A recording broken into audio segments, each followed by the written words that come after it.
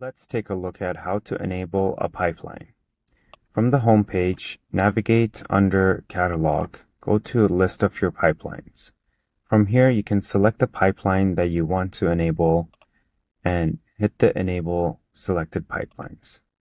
If you have any missing connections, you will be prompted to add them to your connections. Let's go ahead and add those.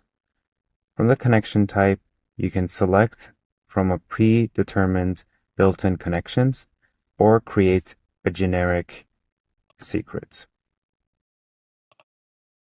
When you click Create, it will automatically validate the connection for you, or you can select Create without validation.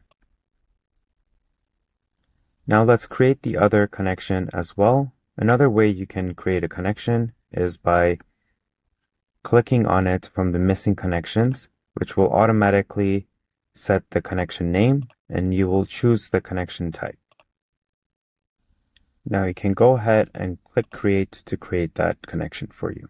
When you enable a new pipeline, it will automatically trigger a run.